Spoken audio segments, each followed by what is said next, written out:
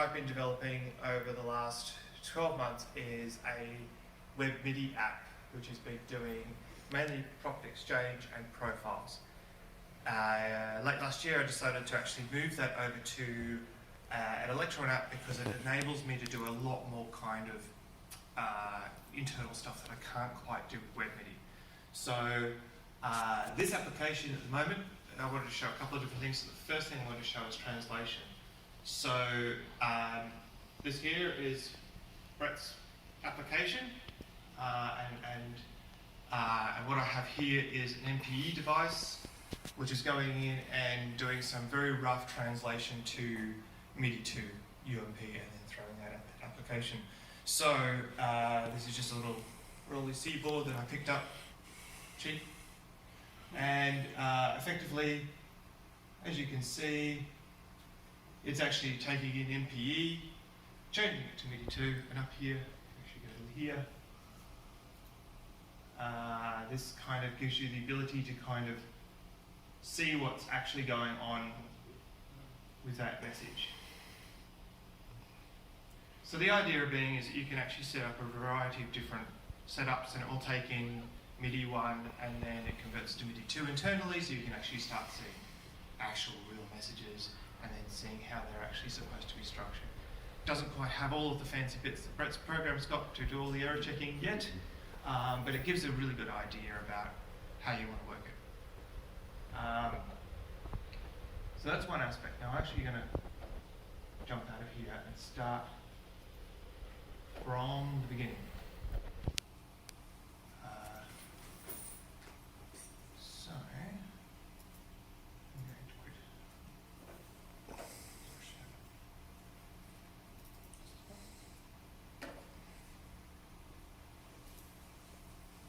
So the idea behind the actual workbench is that you will probably have a variety of different equipment that you want to test and work with, and you're going to want to come back to it, and you're going to be wanting to kind of obviously work with that bits of equipment over time. So the idea being is you can just start a new project and then you can start building on that. So for example, we can do this actually. And so this actually works very much with a lot of the compliance work that we've been doing with PWG as far as the initial start of that.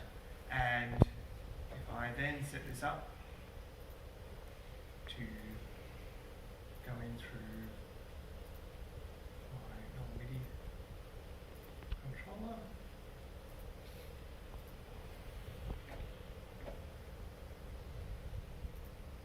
it then allows me to sort of get a bunch of tools that allow you to then sort of build upon what you have. So I can now do, providing this actually all works, that's actually grabbing it from a device. So I'll take a step back for a second.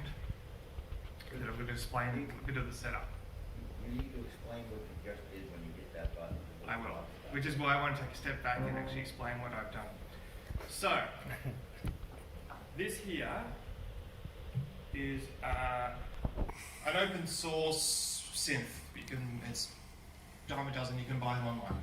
The reason I grabbed it is it's actually a Arduino based synth running an Arduino Duo, which is like a 32, STM32 I think it is. But it's got very limited RAM, it's got very limited everything. And I wanted to see if it was possible to actually put property exchange on the device and actually use that at that kind of low level. So that's actually doing all the sound generation, it's doing everything at that kind of extreme level. So, I'm using that as a test bed, and it makes terrible sounds, because that's what I programmed in.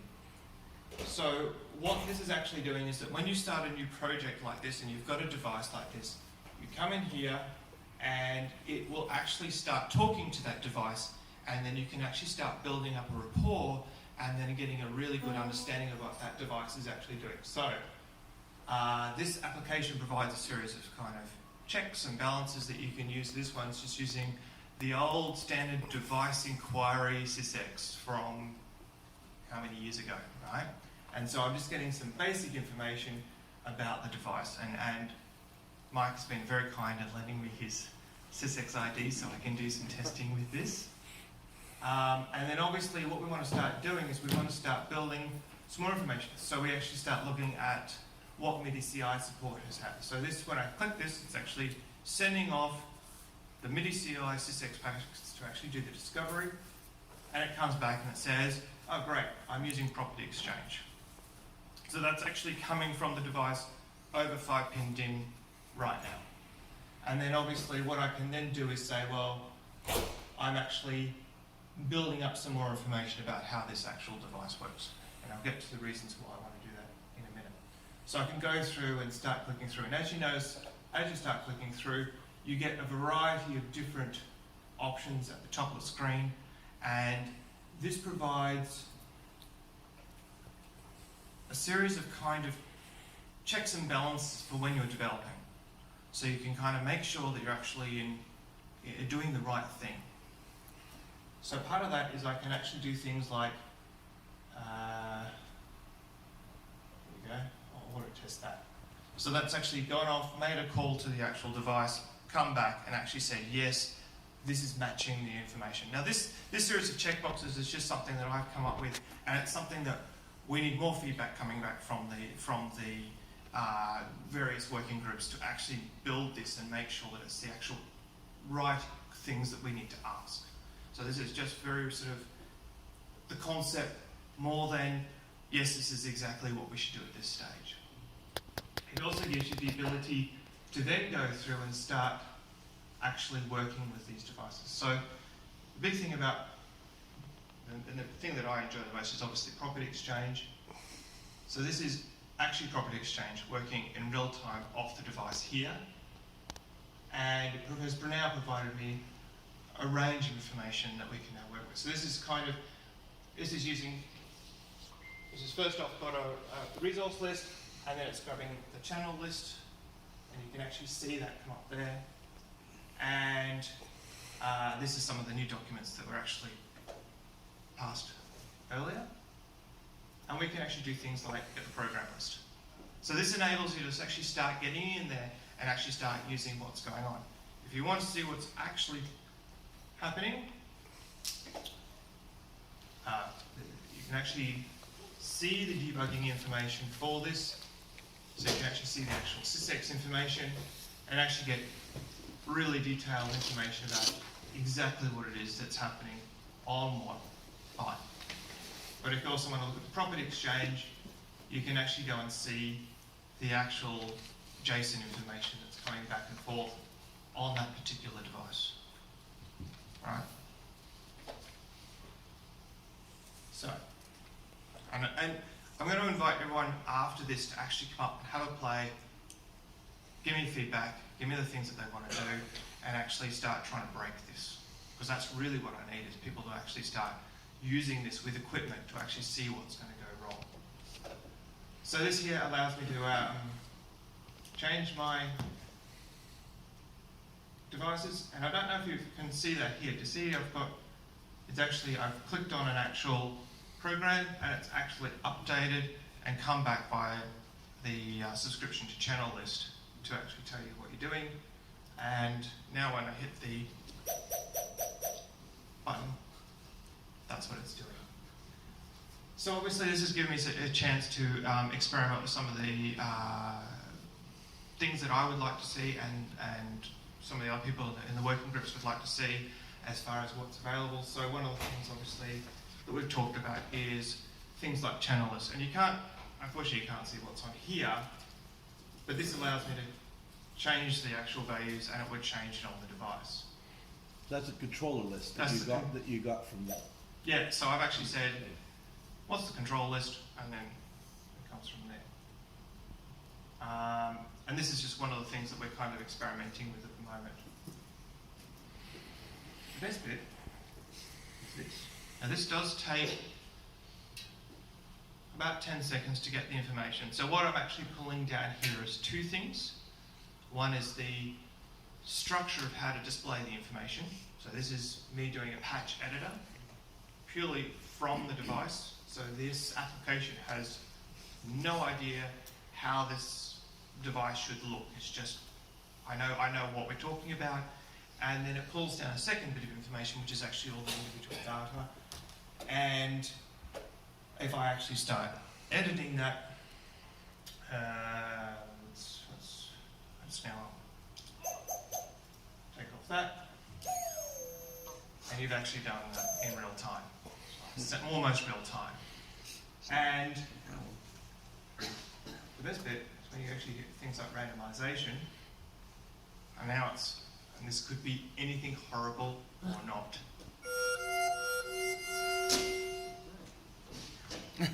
That's the new Dolby sound. That's it. That's it. But the idea being is that this is the kind of thing that, you know, you as developers can actually start getting into and providing any kind of information you want to do. So one of the other things that I've been looking at is even basic things like, what are the settings, right? And again, that's actually just pulled up the 2 bits of information that you need, and I can actually go and adjust that. And it will adjust it on the device.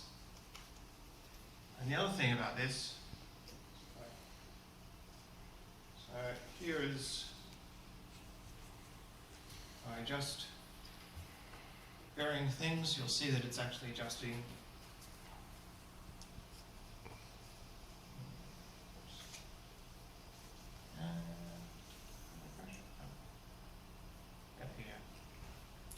So it's a two-way communication between both the device and the application. And so for the user, they're actually going to have this whole ability to kind of just be in line and in tune with what they're doing. So this is kind of, it's lots of fun to play with, and it's lots of fun to actually go and work with. I just want to make sure that everybody who's not familiar, like maybe some of the press people, understand that this is not like you built an editor. No. It could be a completely unknown device that simply supports the property exchange standardized specification, and it will do all of that automatically by the machines talking to each other and without you doing any coding. No, there's no special coding at all. This is just generic code that says, if you're going to get this kind of property exchange information, then display it. But beyond that, I could actually take a completely different device with completely different kind of criteria, and it would do whatever that particular device wants. So that's one of the big powers of where property exchange can go, because it allows that freedom, and from having to actually develop applications for every single one of the different platforms available. You could have a generic property exchange application on iOS, web, Windows, Mac, it doesn't really matter, right? And new things that will come out.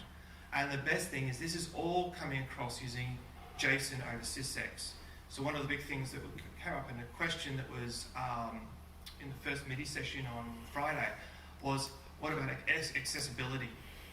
And that's a big part of it, is that this information is all just text strings and text information. So there's no reason that someone couldn't take that and write a screen reader for it.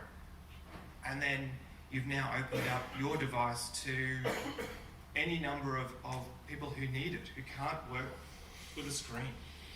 And you know, there's no big deal. It can also, the information is able to be scaled down, obviously, to very small screens as well, so there's no reason that someone out there can't devise some kind of device that's much more small, compact.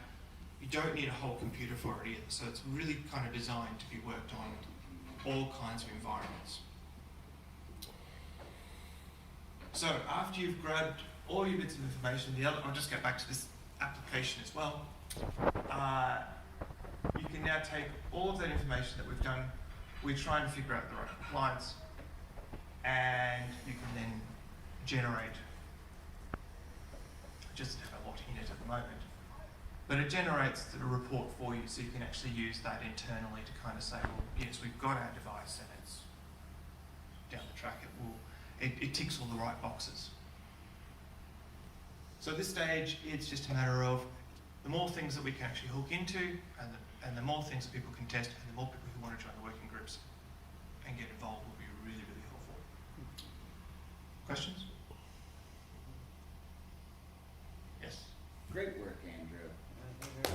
Yeah.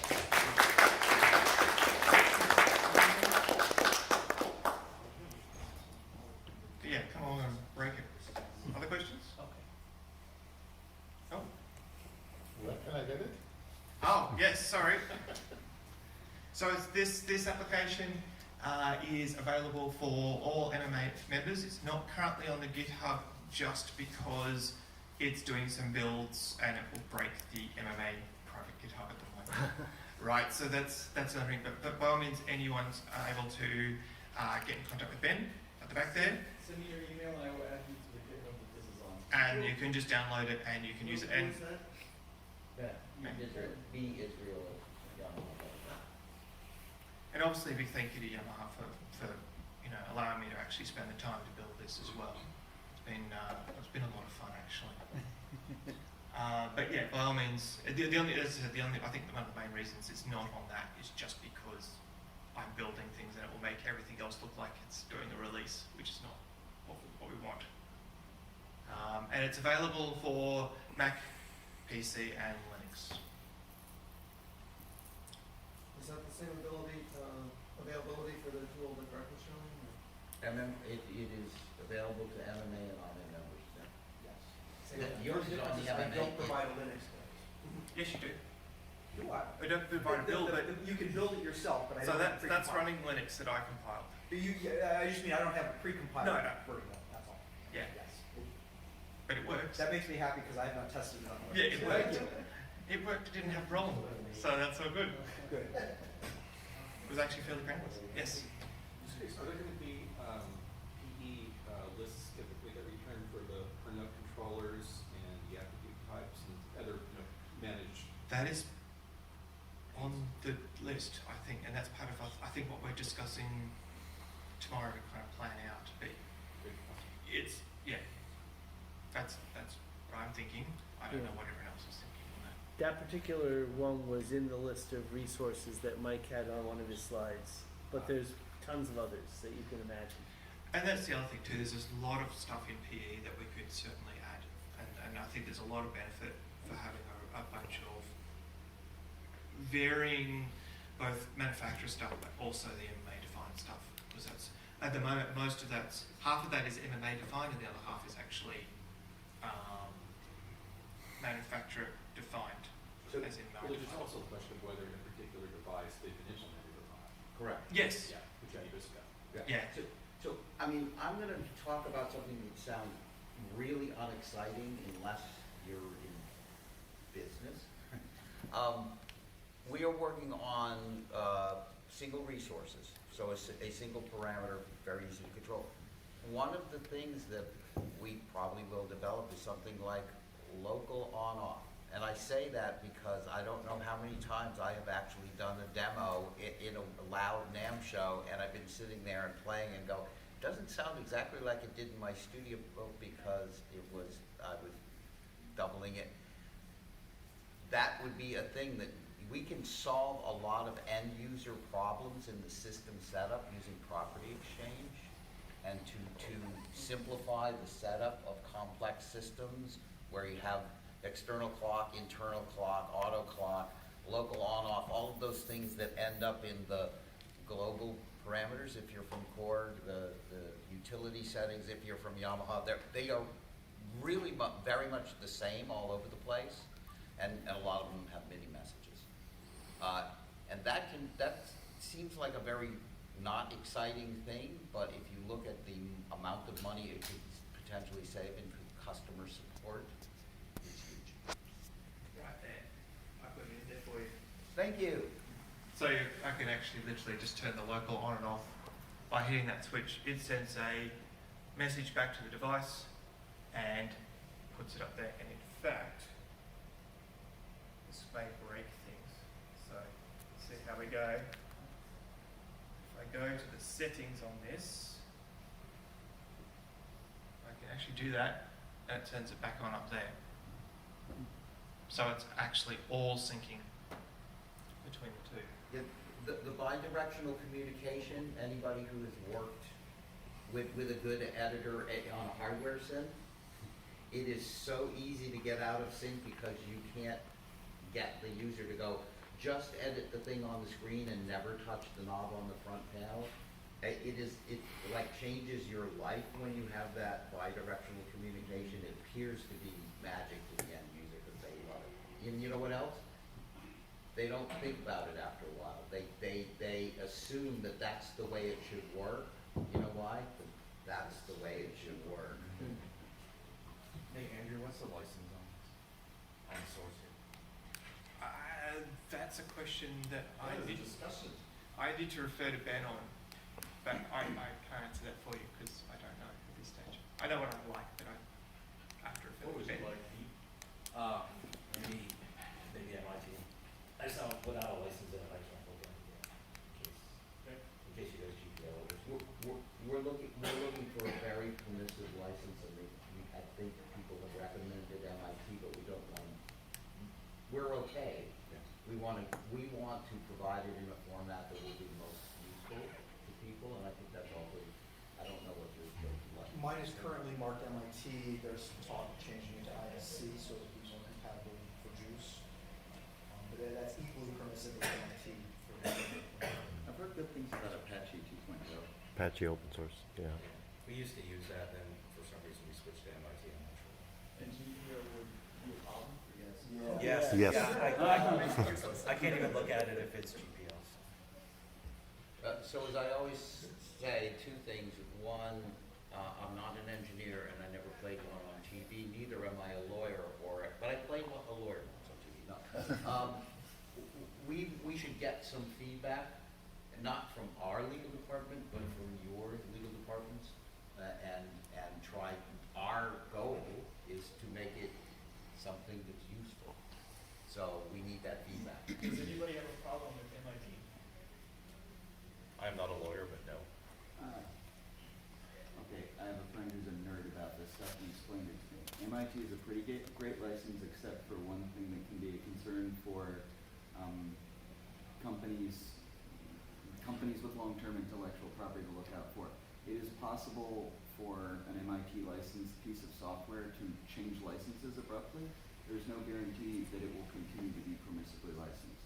So there are other licenses like, I believe, Apache 2.0, which essentially it's like a more enduring version of the MIT license.